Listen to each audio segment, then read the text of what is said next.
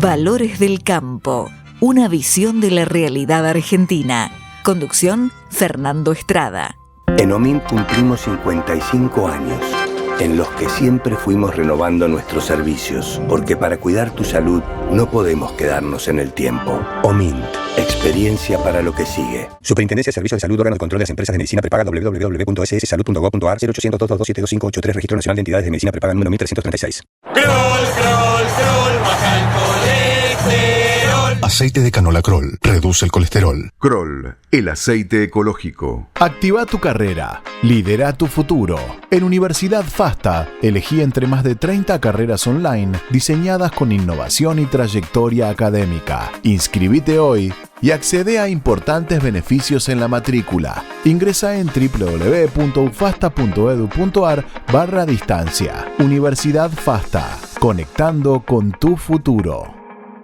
¿Cómo están, queridos amigos de Valores del Campo? Hace medio año ya que nos dimos todos un gran susto con la guerra Estados Unidos e Irán, vamos a plantearlo en estos términos, porque el suministro de petróleo, sus subproductos, fertilizantes, iban a perjudicar la actividad entre nosotros del campo argentino. Por supuesto, se trataba de un fenómeno mundial, pero yendo a lo que nos concierne. Sin embargo, eso no pasó. Y no pasó, se observó pronto, porque había muchas reservas. Y las reservas existentes parecían suficientes para superar el tiempo de conflicto y llegar al de la solución y normalización de esta situación.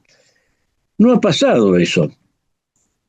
Subrayo lo de los 6 meses, porque es un plazo muy importante para una guerra moderna, con las capacidades destructivas que tienen las guerras modernas. Sin embargo, todavía hay algunas apariencias que ya convencen cada vez a menos personas.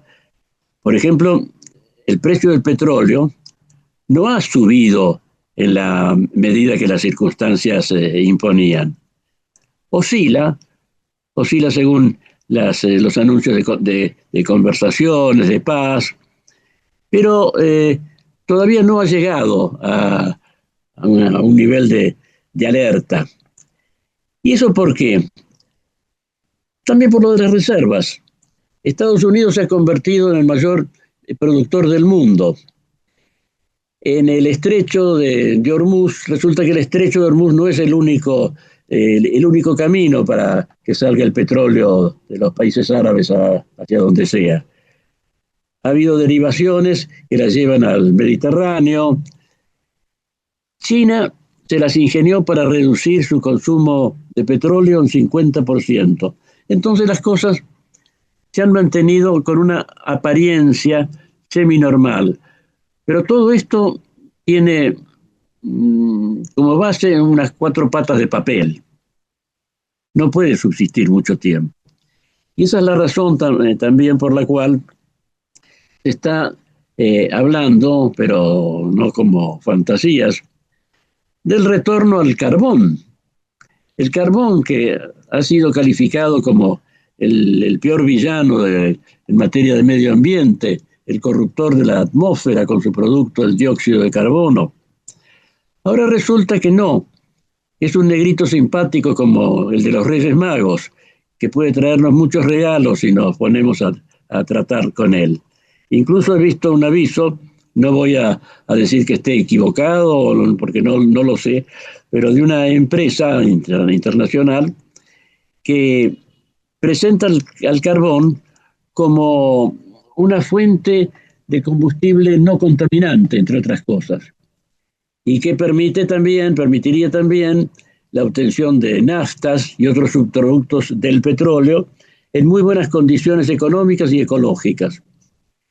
Sea como fuere, todo esto está indicando que la orientación que se venía siguiendo en estos años recientes hacia un cambio en las bases, en la seguridad energética, que a su vez, por la trascendencia que tiene, se vinculaba con formas de vida, a punto de que se ha dicho con toda razón que se estaba preparando un cambio de época. Al cambiar el fundamento de las energías que consume nuestra civilización, son muchos los otros aspectos que varían. La forma de producir, la forma de convivir, no vamos a enumerarlas ahora, pero son sumamente importantes. Y desde luego está dentro de eso el tema de la seguridad ambiental.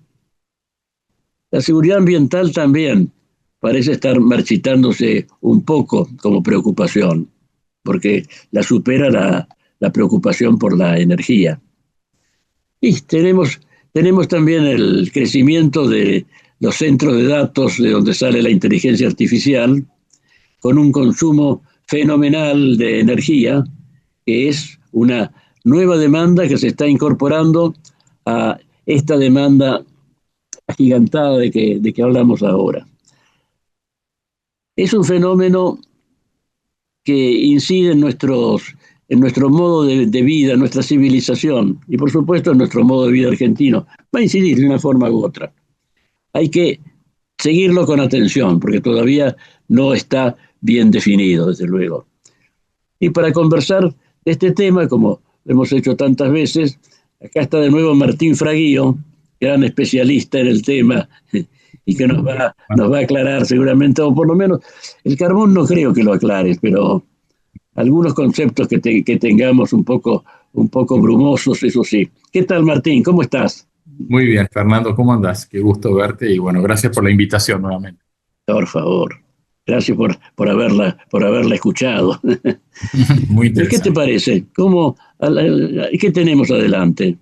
Sí, yo creo que lo que planteás es muy, muy interesante y muy válido. Yo creo que cuando lo vemos así con una perspectiva histórica, digamos, ¿no? Supongamos desde 1992 para acá, ¿no? De la Cumbre de Río para poner el periodo donde el cambio climático es tenido en cuenta. Yo creo que esa visión, ¿no?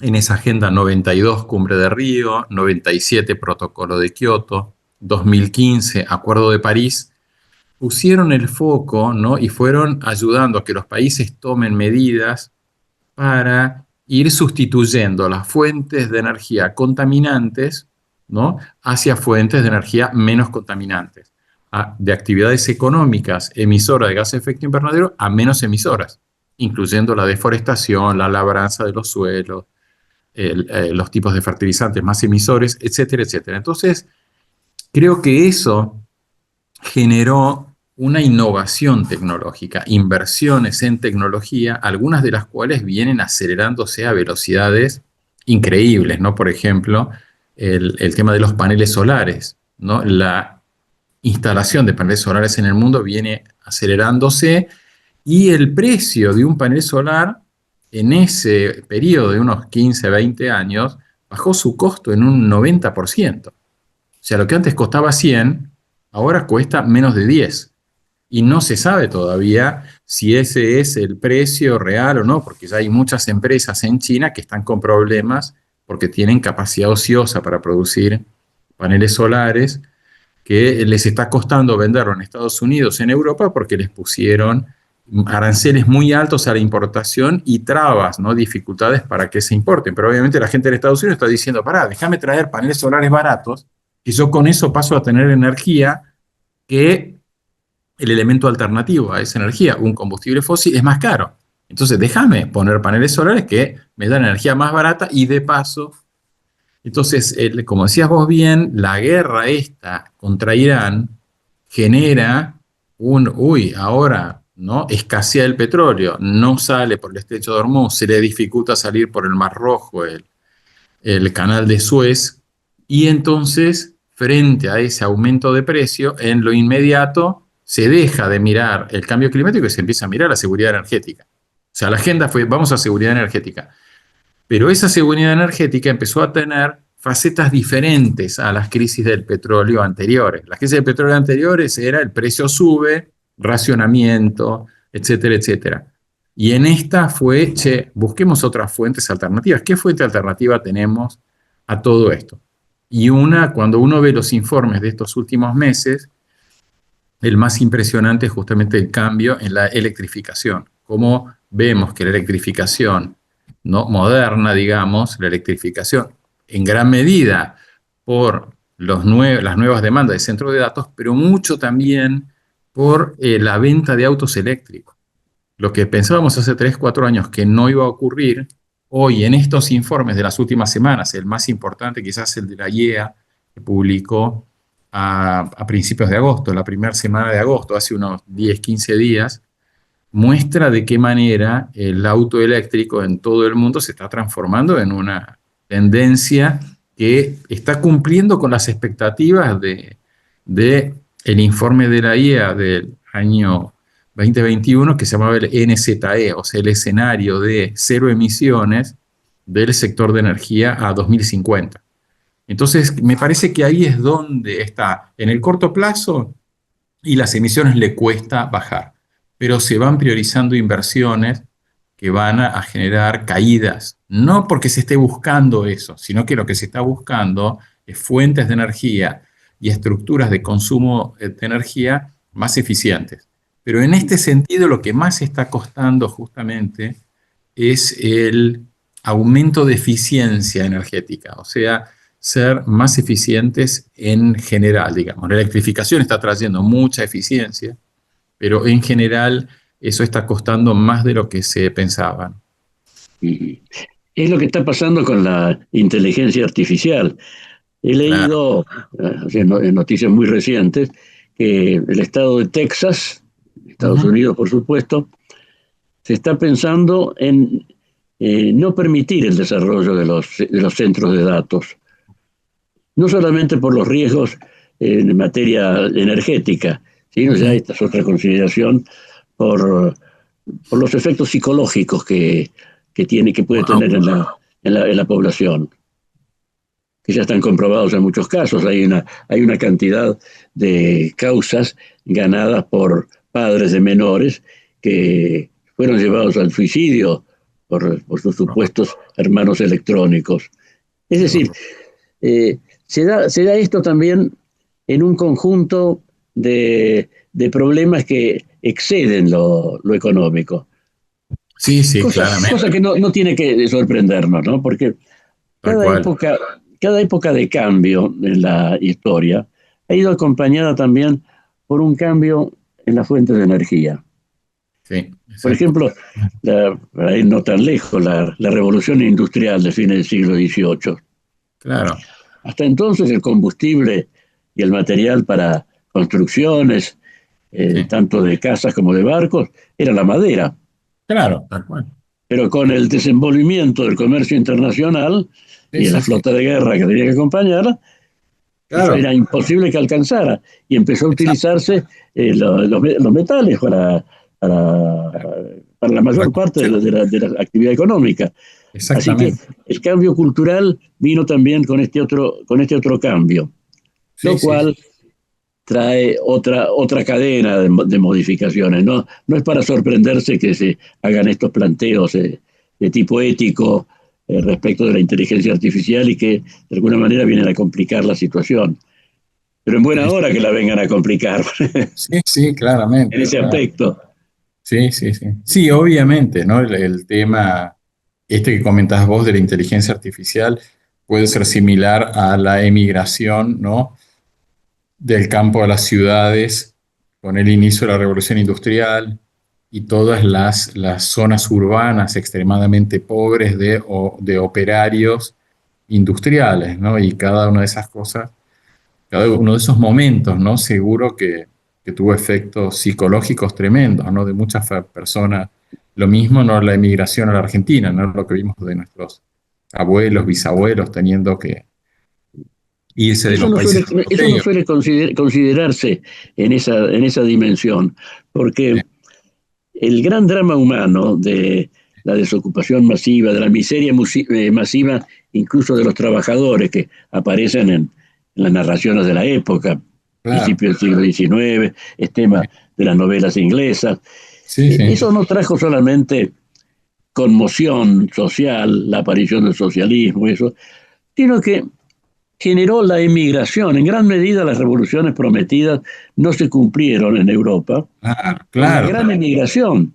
Bueno, ¿y esa inmigración qué ha significado? La aparición de naciones como la nuestra en sus nuevas formas, que tomó en el siglo XIX, Australia, Canadá, Sí, sí, sí. Brasil, desde luego. Sí, sí, sí. Sí, exactamente. Pero si uno se pone, viste el libro este de Jorge Fernández Díaz, ¿no? De hace un par de años, que eran las memorias de su madre, que es tremendo, ¿no? Tremendo, de lo que ella empieza a contar de lo que había sido su vida de niña teniendo que venir a Argentina. Yo ya no me acuerdo muy bien, pero era muy interesante. Además tenemos un cuadro nuevo, ¿no? Que Sí, eh, se comenzó los pensadores más agudos sí. en la época en que cayó que el muro de Berlín, lo anticipaban, ¿no? Hasta Ujú, entonces había habido un conflicto de tipo político, el mundo claro, libre y el mundo comunista, y el tercer mundo que claro, trataba de sacar todas las ventajas posibles de ese conflicto central. Pero una vez quebrado ese esquema, claro. las civilizaciones que estaban sujetas a ese planteo cultural han manifestado sus características propias. El Islam, los chinos, Ah, en gran medida la revolución claro. capitalista china no es solamente económica, es No, que no, pudieron sacarse ese corsé ideológico que les había impuesto Mao y han retomado la línea histórica de China. claro, tal cual, tal cual. Sí, sí, sí. Rusia se ve que es una civilización muy emparentada con la civilización occidental por su base cristiana, pero tiene una esencia cultural diferente. Bueno, y todo eso es lo que está actuando en el mundo dentro de esta... Es decir, hay globalización en muchos aspectos, Sí, como el problema energético, pero en sí, otros no, en el cultural no. Y desde luego eso perturba las posibilidades de acuerdo. sí, sí, tal cual, tal cual. Sí, hay que ver si, así como Hollywood en su momento difundió como un estereotipo o formas, ¿no? A través del cine y después de la televisión con las series, sobre todo las series de Estados Unidos, si ahora también la inteligencia artificial instala a nivel de las personas ciertas ideas o ciertas cosas, ¿no? Hubo toda una discusión que yo realmente no seguí, pero quizás vos la seguiste, de como una campaña de odio anti-Argentina en las redes sociales después del Mundial. Y yo lo que sí leí fueron un par de artículos de más del punto de vista técnico, ¿no? De cómo esas campañas generaban mucha riqueza, mucha ganancia obtenida a partir de la interacción en estos que se llaman las redes sociales, ¿no? En estas páginas web donde la gente sube cosas, intercambia ideas o intercambia insultos o agresiones o qué sé yo, que eso en el fondo fue un gran negocio para algunas personas, ¿no? Y cómo tenemos de ahí, digamos, ahí un problema, ¿no? Donde se generan por ahí picas o puntos antagónicos por el simple hecho que de los dos lados se empiece a agredir y que eso genere, ¿no? Más. Ojalá la inteligencia artificial sea inteligente y nos ayude a evitar ese tipo de cosas estúpidas, ¿no? De antagonismos absurdos, ¿no? Como si la Argentina es un país racista porque en la selección no hay jugadores de raza negra, ¿no? Una cosa realmente estrafalaria y disparatada, ¿no? Pero bueno, obviamente hay algún interés que esa discusión sea cierta, ¿no? Bueno, lo que estás planteando es justamente el tema de la dificultad de acordar con algunas cuestiones fundamentales, como Ujú. los alcances de la inteligencia artificial. Claro, sí, sí, sí. Pero me parece que nos hemos ido un poco Nos más allá. fuimos. Los Usted mande. combustibles para hacer andar las usinas que generan electricidad Sí. y todavía los autos que andan a nafta. Ujú. Ese tema está muy lejos de quedar solucionado con esta situación actual. Sí, yo creo que o sea, el principal promotor de las energías renovables no son las leyes de energía renovable, ni son los fondos que se discuten en las COP. ¿Te acordás que hubo 100.000 millones de dólares que iban a dar los países desarrollados, los principales emisores, para poner el nombre técnico, Pero sí. los países en desarrollo? Bueno, eso nunca pasó. O sea, esa no es la Pasó, razón pero por la que muchas veces se sancionó ahí solemnemente en esas asambleas. Sí, por supuesto. Pero a pesar de eso, todas estas... entonces, ¿cuál es el principal motor de todas las formas de energía renovable? El principal motor es el precio alto de los combustibles fósiles. Si el petróleo y el gas son baratos, ¿para qué sustituirlos? Pero si el petróleo, el carbón y el gas se van haciendo cada vez más caros, cada vez son más problemáticos, que hay en el medio de una guerra, que no solamente tenés el precio del combustible, sino que además tenés que mandar a las personas a subirse a los barcos, a los aviones, a los ejércitos, que les tiran cohetes, los lastiman, los matan, van y matan a otros, y entonces el conflicto empieza a escalar y se hace cada vez peor.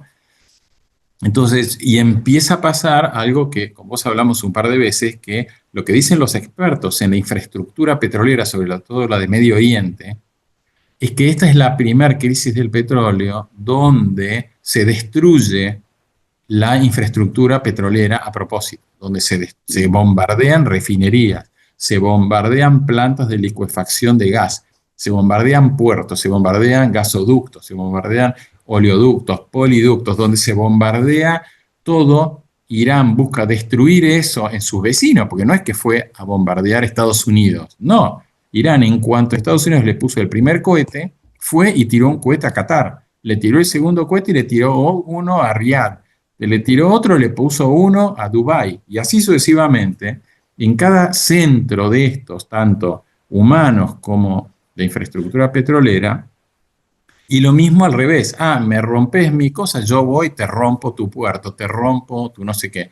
Y es lo que estaba diciendo estos días Putin, ¿no? O sea, las noticias de la guerra esa, que Ucrania se estaba metiendo cada vez más hacia adentro, y lo que estaba apuntando es a destruir la infraestructura petrolera, ¿no? Y entonces, al destruir la infraestructura de petróleo, bueno, o de combustibles fósiles, para Putin es achicar sus fuentes de energía y tener que poner recursos en reconstruir lo que le rompen, ¿no? Igual que en nosotros. Entonces, esa combinación de precio de petróleo alto, aunque no sea tan alto, no subió a 200, 300 dólares como algunos expertos comentaban, pero se mantuvo en un rango moderadamente alto, sumado a toda esta dificultad de abastecimiento. Entonces, eso para mí es digamos, hoy el principal promotor de la transición energética y de el que se cumplan finalmente las metas del Acuerdo de París.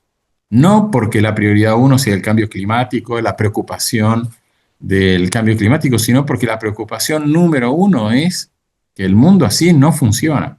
Al mundo no le sirve toda esta cosa de depender de un sistema energético que es puro cañonazos, cohetazos, barcos que se hunden, ¿no? Estrechos que se amenazan, que se cierran, que se abren, que le ponen minas, le sacan las minas, vuelven a tirar cohetes, se hunden los barcos, hay que rescatarlos. Al mundo eso no le sirve. Aunque se hagan armisticios y tratados de paz transitorios, la amenaza está siempre ahí, ya se ha convertido en un bien vulnerable. Exactamente. El tipo de explotación clásica. Sí, yo creo que sí, que esta guerra lo que transformó es a todo el sistema energético de petróleo y gas mundial en vulnerable. Es algo que es inevitable que alguien vaya, haga un lío. Entonces, todas estas formas de energía alternativas, ¿no? Eólica, solar, biomasa, etcétera, etcétera, y pasan a ser más confiables. Y aquellas que puedan abastecer países que están fuera de ese circuito, como es la Argentina. Por eso para la Argentina, para Vaca Muerta, es una oportunidad excelente, pero sabiendo que los países a la larga van a tratar de lograr la mayor cantidad de electrificación posible, porque eso es increíble cómo está creciendo. Y también en uno de estos informes de la IEA, lo que mostraba es que la principal tecnología que se estaba desarrollando esto en el informe anual de 2025, ¿no? La principal tecnología de la transición energética que estaba avanzando a la velocidad más rápida eran los centros de baterías para estabilizar, digamos, las energías no firmes, que son la eólica y la solar. Sí, sí. Y esos centros de baterías... Cuando no sople viento, igual va a haber energía de origen eólico. Y Eso, cuando y esté va nublado, o sea, de claro, noche, también la energía solar se va a poder usar. exactamente. Y entonces se empiezan a desarrollar estos sistemas de baterías, que es hoy lo que más está avanzando, que es una tecnología de litio, litio férrico, creo que se llama, o algo así. No son iguales a las de los autos, son más grandes, de mayor peso, pero son mucho más baratas, ¿valen? Una fracción de lo que vale la batería de un auto. Y también lo que se está viendo es inversiones en los sistemas de bombeo de las represas hidroeléctricas. Porque una represa hidroeléctrica genera electricidad cuando el agua se vacía. Cuando se vacía la represa genera electricidad. Pero si uno abajo pone una bomba que vuelve a mandar el agua para arriba, cuando hay electricidad sobrante, o sea, poder del río que está aguas abajo, tomar agua y mandarla otra vez aguas arriba para volver con la misma. Entonces, cuando hay un pico de demanda de electricidad, se usa la represa. Una vez que ese pico pasa y empieza a sobrar electricidad, la electricidad se usa desde aguas abajo para bombear hacia arriba. Y eso es otra, o sea, todas las formas hoy de almacenaje de energía, incluyendo el aumento de presión en los sistemas de gas natural también. O sea, todas las formas de almacenaje de energía hoy están empezando a invertirse y a ponerse mucho foco. Entonces yo creo que todo eso va a ir generando un esquema en el camino deseado, digamos, que el mundo sea más sostenible, ¿no? Y que el mundo sea más inteligente y menos conflictivo y menos contaminado y contaminante, que las actividades humanas, en lugar de degradar el ambiente, lo mejoren. Para poner un refrán criollo ahí, en el carro se van a acomodar las sandías. ¿Viste? Yo creo que eso es lo increíble, ¿eh? Lo increíble es que al revés, es un poco como pasó con el COVID. Acordate que cuando empezó el COVID, lo primero que empezaron a decir muchos expertos, bueno, ahora el cambio climático, chao, olvídense, ahora vamos con todo por los temas de salud y de no sé qué. Y en realidad el primero que dijo lo contrario fue Mark Carney, el actual primer ministro de Canadá, que él todavía en ese momento era presidente del Banco de Inglaterra. Y él dijo, de ninguna manera, esto es el botón de muestra de lo que nos puede traer el cambio climático. Así que acá lo primero que tenemos que hacer es entender, aprender de esto, de cómo se resuelven las cosas cuando hay una crisis sistémica que afecta a todos los ciudadanos del mundo, a todas las actividades económicas. Acordate que el petróleo tuvo varios meses precio negativo. O sea que había tanto petróleo en el mundo que no había dónde ponerlo. Y el que se lo llevaba le pagaban en lugar de tener que pagar para comprarlo. El botellero. Como el botellero, exactamente. Señora, quiere que le lleve esto, pero a mí me paga. Era así. Y este tema que hemos mencionado al pasar, de cierta apetencia por el carbón que se está dando, Sí.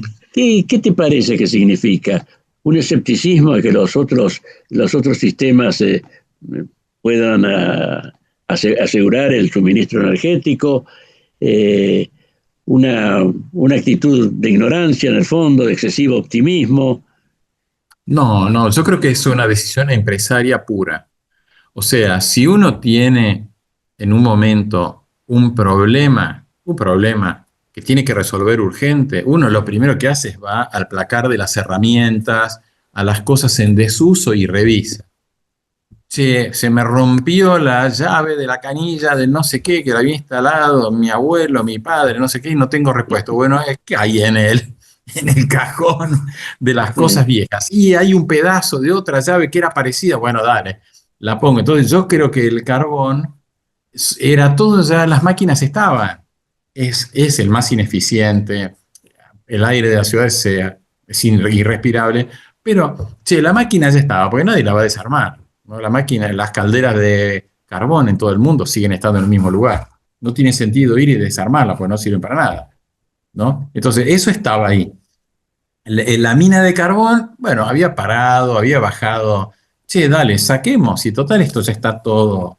Pero yo creo que es algo puramente temporario, porque inclusive fíjate que China, se supone que cuando termine el 2026, China va a haber bajado sus emisiones respecto a 2025. Y China es el principal consumidor de carbón del mundo. No solamente carbón chino, sino que importa una cantidad impresionante de carbón de Australia. Y yo creo que eso ya es inevitable. Que va a haber así un pequeño pico. Che, justo hubo una crisis.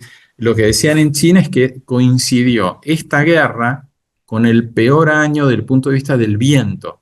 Entonces, las granjas eólicas chinas generaron como un 30% menos de electricidad que el año pasado, a pesar de que hay más granjas, y que entonces eso hizo que sea obligatorio, bueno, de alguna manera generar esa energía eléctrica. Pero De tampoco... todos modos, es el mayor exportador de material de energías alternativas.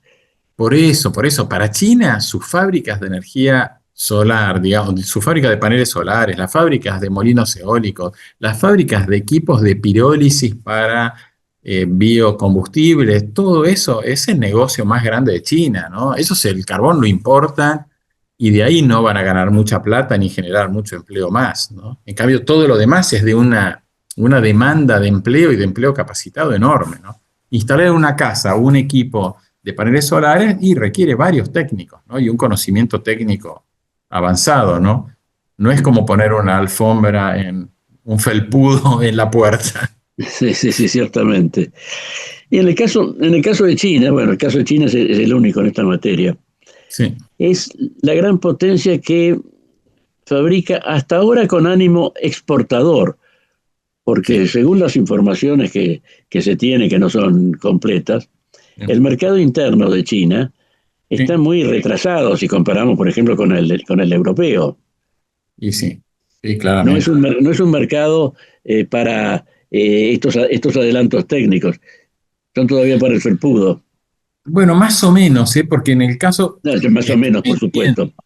Claro, porque en el caso de esto que sería considerada infraestructura energética, ¿no? O sea, granjas solares, granjas eólicas, en eso China hoy lleva el liderazgo en el mundo. Invierte más que todo el resto del mundo junto en su propio país, ¿no? Lo que pasa es que llegaron a un porcentaje tan alto desde toda su infraestructura eléctrica en estas energías no firmes que ahora necesitan hacerlas firmes. Ellos necesitan otras formas de energía, por eso el tema de las baterías y el tema del carbón. O sea, baja el viento, volvé a prender las usinas de carbón porque no tenemos electricidad, sino. O sea, ellos crecieron mucho, pero priorizando estas tecnologías, ¿no? Porque eran de sus propias fábricas, porque el costo, es difícil hacer el costo, ¿no? En esto, nuestro amigo común Ernesto Badaraco siempre fue muy analítico, ¿no? Del punto del costo, ¿cuánto cuesta el kilowatt hora generado en un ciclo combinado de gas natural versus cuánto cuesta el kilowatt hora de un panel solar o de un molino eólico? Claro, si yo me enfoco en el costo, en el momento es que está generando, es más barato.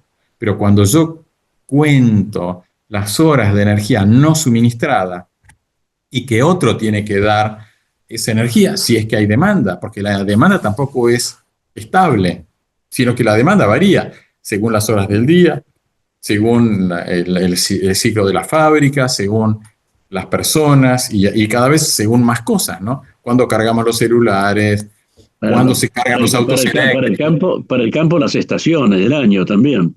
Las estaciones del año te cambian por completo, ¿no?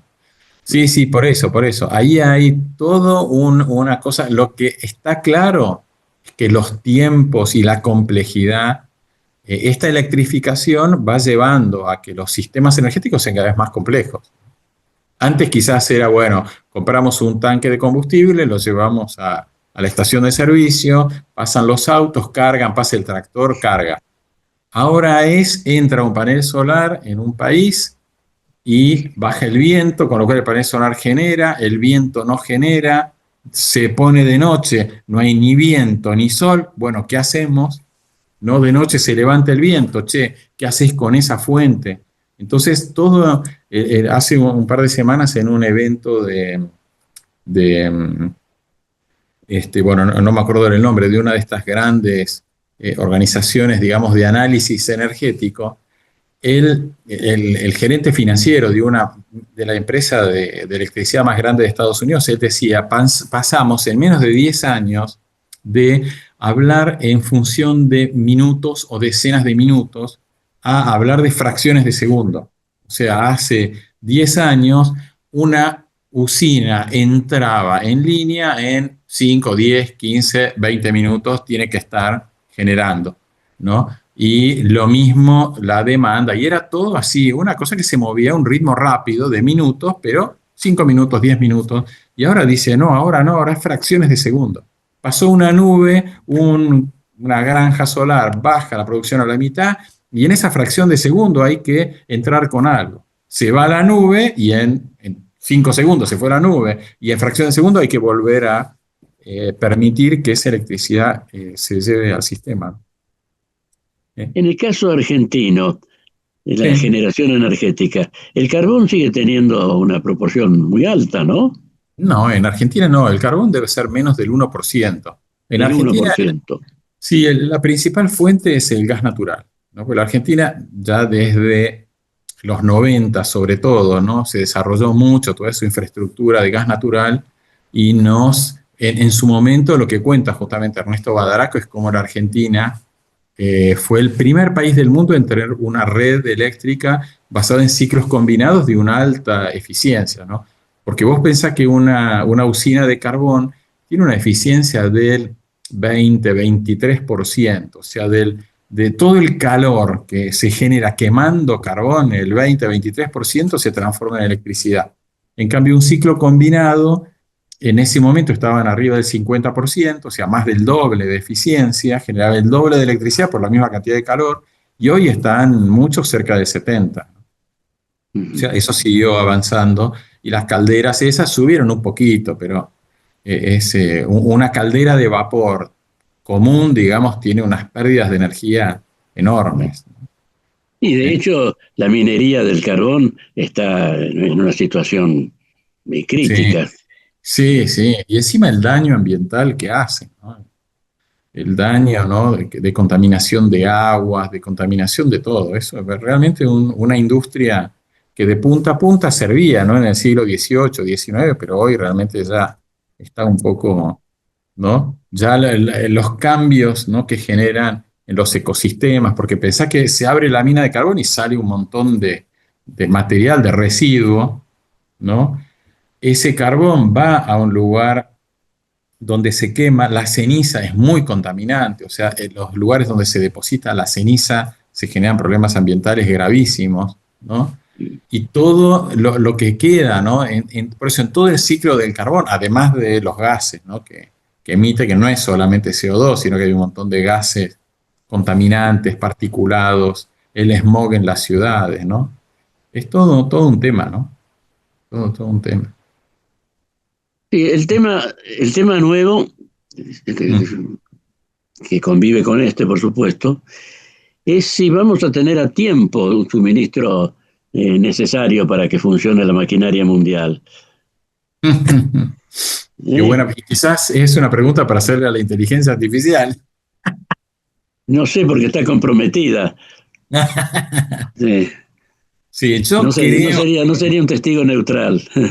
No sé, puede ser que no sea un testigo neutral, pero a mí me da la impresión, Fernando, que hoy la variedad es muy grande y todas digamos, las formas nuevas de hacer las cosas son no solamente más sustentables, más sostenibles, sino que también son más demandantes y más generadoras de riqueza.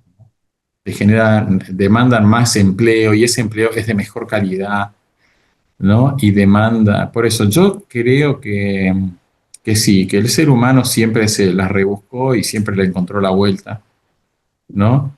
Lo malo es cuando vienen procesos para mí, estos años de la presidencia de Trump, para mí tienen el problema de haber tenido una visión ideológica, así como él se queja, ¿no?, de la visión ideológica de la izquierda, ¿no?, de los comunismos, los socialismos, tratando de usar el cambio climático para justificar sus argumentos, digamos, en contra, ¿no?, del desarrollo económico y de todo lo que ya conocemos. También él tuvo esa visión ideológica, ¿no?, desde el punto de vista opuesto, un punto de vista quizás nacionalista, ¿no?, de Estados Unidos primero, de que sea nuevamente grande, y de esa manera interferir tanto internamente como hacia el exterior, ¿no?, de interferir en lo que es la trayectoria mejor, pero quizás él, sin saber, con esta guerra tan tremenda, ¿no?, la de Irán, en el fondo está volviendo a que todas esas iniciativas, ¿no?, de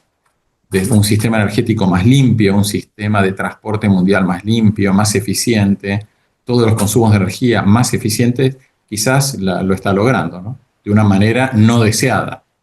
Lo que importa es que se deduzca el resultado de los hechos. Exactamente. Pero ahí tenés como... Aquí parece que va a ser con un buen resultado, ¿no? Pero Sí. puede ser al revés también, que un proyecto, un propósito Sí, sano y bueno sí. tenga un efecto malo y enfermizo. No, por ¿No está? supuesto. Sí, sí. Y antes de entrar en eso, ¿no?, habría que ver justamente la importancia de esa actitud ideológica. A mí me parece que Trump es reaccionario, pero en un sentido distinto de lo que él mismo cree, ¿no? Yo creo que él ha vuelto a principios del siglo XX, a la época de Theodore Roosevelt, Y es muy cuando probable. Estados Unidos necesitaba todavía ser proteccionista, cuando estaba en competencia con el resto del mundo. Es una idea muy parecida, solamente que el caso de Theodore Roosevelt me parece que estaba más adecuado a sus circunstancias. Claro. En cambio, el poder norteamericano ahora, sobre todo eso que se llama poder blando, es decir, el ascendiente psicológico, moral, está dispersando. Sin duda. Y no necesariamente se va a reconstituir con un cambio de gobierno. Ahí tenemos entonces otra situación. Así como hablamos de seguridad energética, se habla mucho también de soberanía energética. Sí, claro.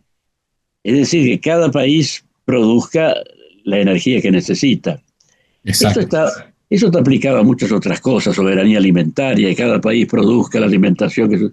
Pero la economía mundial y las tecnologías mundiales no conocen fronteras, tienden más bien a una solidaridad entre las partes del mundo. Es así. Y puede haber también con el concepto de soberanía energética definiciones políticas que atrasen esa situación, esa solución casi normal que tendrían los hechos si se manejaran por la simple razón. Y sí. Que esos mismos fueran razonables, ¿no? Sí, totalmente, porque claramente todo el sistema multilateral está todo hoy segmentado y buscando acuerdos, ¿no?, lo que se llaman bilaterales, ¿no?, uno con uno, vos dale a mí un beneficio, yo le doy al otro, y los principios acordados, viste, cada vez van quedando un poco relegados, ¿no? Creo que el otro día comentamos esto de Putin yendo a la Organización Mundial de Comercio a hacer un panel en contra de Estados Unidos, y claro, y el sistema, digamos, de solución de controversias no funciona, con lo cual, ¿no?, es todo una especie de cargada, ¿no? Putin está invadiendo un país, ¿no?, destruyendo a Ucrania, y al mismo tiempo va y dice que las consecuencias de la guerra de Ucrania no cumplen con las normas de la OMC. Y Estados Unidos, que es el acusado, dice, y yo no resuelvo el problema del mecanismo de solución de controversias, con lo cual a mí no me importa. Así es. O sea, estamos en ese sentido en un ambiente de anomia, de anarquía. Exactamente. No desenfrenada. No. Se nota que no se hace pie en esta superficie. No, exactamente, exactamente. Sí, por eso es que, porque al final, ¿no? La consecuencia de vamos para 5 años de la guerra, ¿no? De la invasión rusa a Ucrania, y las consecuencias obviamente son tremendas desde el punto de vista de la muerte de personas y de la destrucción, pero del punto de vista del impacto en la economía global, no es tanto. Esto de Medio Oriente, también una catástrofe total, ¿no? Empezando, va por todos los componentes, ¿no? De las guerras múltiples ahí en Medio Oriente, pero también el impacto global. Muchos dijeron, ahora se viene la Tercera Guerra Mundial o no sé qué, pero no es como decís vos, no da la impresión que estas cosas quedan como pequeños caos globales que no ayudan al orden futuro, ¿no? No ayudan, pero de alguna manera tampoco nos hacen volver hacia atrás, ¿no? Por lo menos desde el punto de vista energético o de la tecnología, no vemos eso, ¿no? Que volvamos hacia atrás, ¿no? Pero veremos. No, eso evidentemente no es una salida. No es una Claro. salida. Incluso siempre se ha identificado a la India como una especie de Buda quieto que ve pasar la historia. Y hoy día, no porque sea porque tenga la población más numerosa del mundo, sino porque ha tenido un despertar tecnológico. Sí, Se sí. está poniendo en el mismo nivel que el resto de las civilizaciones. Sí, sí, totalmente, totalmente. Sí, sí. India claramente quiere, con una concepción distinta, ¿no? Más rural, más desde el interior, no solamente de grandes centros urbanos, centros industriales, como fue el desarrollo de China o de los otros tigres asiáticos, pero sí, no, da la impresión que India se va construyendo hacia una potencia mundial a competirle quizás en 10, 20 años a la hegemonía a China y a Estados Unidos, ¿no? No se va a quedar atrás. Ese aspecto de lo rural que decís, Sí. no deja de ser una ventaja, porque Sí, la nueva economía, la bioeconomía, sí. tiene base en un lugar que ni es campo ni es ciudad, es las dos cosas. Exactamente, exactamente. La energía Sí, eso solar, ¿qué sí, mejor panorama puede tener que una amplitud de espacio donde el sol pega, exactamente, el sol de la India además? Sí, hace unos 15 años más o menos, o algo así, me invitaron a una presentación de un grupo como de universidades de estos países, ¿no? La India, Malasia, Tailandia, ¿no? De países del sudeste asiático, pero y era el concepto, la creación de como una especie de red de aldeas, ¿cómo se llamaba? Aldeas autosuficientes o aldeas sustentables y autosuficientes, una cosa por el estilo. Claro, eran todas comunidades, ¿no? Digamos, pequeñas urbanizaciones que no tenían ninguna forma de energía ni ninguna forma de servicio público, no tenían agua común, electricidad, no tenían gas, no tenían nada. Cada uno tenía que salir al monte y agarrar unos palitos o ramitas o la bosta seca de las vacas o lo que sea. Y entonces, ¿cómo empezar a construir, ¿no? Formas de tener agua caliente, de tener electricidad en ese momento para los celulares, para las computadoras, para que puedan estudiar los chicos, ¿no? Para tener redes de internet, para tener iluminación, ¿no? Y heladeras y todo ese tipo de cosas muy básicas, ¿no? Y máquinas de coser y todo eso, y cómo construir esa infraestructura, ¿no? Y el objetivo no era que esa gente se vaya a vivir una gran ciudad donde ya los servicios públicos estaban ultramodernos, sino desarrollar eso para zonas de baja densidad, que es el gran desafío en muchos países del mundo, ¿no? Para países como China. ¿Conocer los resultados que tuvo la iniciativa? Sí, excelente, espectacular. Espectacular, claro, claro, espectacular. Porque es como la visión opuesta, ¿no? La visión histórica del sistema energético, sobre todo el sistema eléctrico, es se genera electricidad en un lugar concentrado, se lleva por cables, ¿no? No sé, Salto Grande, o cualquier otra represa, de ahí cables de alta tensión hasta la gran ciudad de consumo. Y esto es, primero busquemos qué productos hay en la zona o de qué manera con la zona. Entonces hay una planta, no sé, que procesa coco o que procesa caña de azúcar y de ahí se genera un subproducto que se quema y eso genera electricidad y con eso hay electricidad local. Y cuando aparecen, ¿no? Pero hay molinos eólicos, bueno, pongamos molinos eólicos y eso genera más electricidad, pongamos paneles solares y eso es lo que está generando, digamos, que la economía india pueda seguir creciendo y no solamente sobre la base de sus grandes ciudades, porque en realidad sería un problema. O sea, si las grandes ciudades indias son el problema con la India, sí. ¿No? O sea, sí. Sí, y yo creo que cada vez la vida así teniendo internet de alta calidad, como la que hay hoy con los servicios de internet satelital, teniendo electricidad también de alta calidad, trifásica, ¿no? Que puede venir de paneles solares o de sistemas como los que estamos hablando, entonces vivir en zonas aisladas, en zonas suburbanas o rurales es perfectamente posible y desarrollar ahí cualquier actividad económica. Sí, es una forma de que desaparezcan las distancias. Claro, totalmente. Y sí. en eso también podemos pensar que este cambio de época confronta dos realidades muy distintas. Una antigua, cuando la distancia, que todavía vige, ¿no? Cuando la distancia es lo decisivo en las relaciones entre las personas y los países y las regiones. Y otra en que por la revolución energética eso ha cambiado y hace cambiar muchísimas otras cosas. De modo que quizás dentro de no mucho tiempo, digamos, ¿cómo es posible que tantos estados y una parte tan importante de la humanidad se haya comprometido en esta guerra por el petróleo, una guerra por elementos del pasado que han puesto en peligro la paz mundial? Sí. Ojalá y matar millones de personas muertas, ¿no? Sí, ojalá la inteligencia artificial nos ayude a entender, ¿no?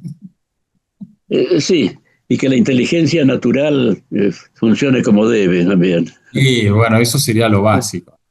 Lo básico sería que la inteligencia humana sea lo más humana posible y lo más inteligente posible, ¿no?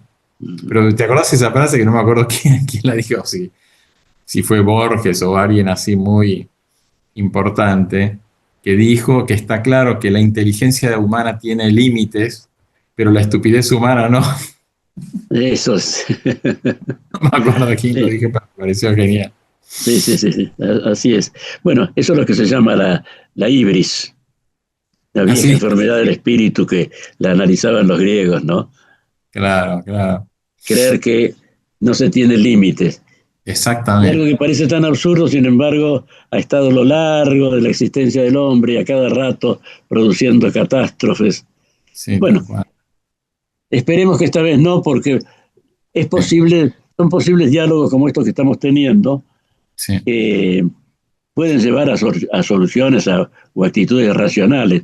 En muchas otras épocas de la historia no se veía así, todo se lo veía como algo fatal, o directamente en lo que no había que pensar, que las cosas salieran como tenían que salir. Nuestra conversación ha salido redonda, espero que sirva dentro de la crisis, ¿no? Bueno, muchas gracias, Martín. Gracias, Fernando, un gran gusto, como siempre. Te mando un abrazo muy grande. Lo mismo para vos. Y para tu audiencia, un abrazo. Hoy hemos conversado con Martín Fraguío.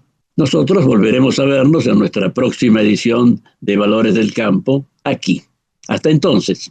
En OMINT cumplimos 55 años. en los que siempre fuimos renovando nuestros servicios, porque para cuidar tu salud no podemos quedarnos en el tiempo. OMINT, experiencia para lo que sigue. Superintendencia de Servicios de Salud, órgano de control de las empresas de medicina prepaga, www.sssalud.gov.ar, 0800 227 Registro Nacional de Entidades de Medicina Prepaga número 1336. Kroll, baja el colesterol. Aceite de canola Kroll reduce el colesterol. Kroll, el aceite ecológico. Activa tu carrera. Lidera tu futuro.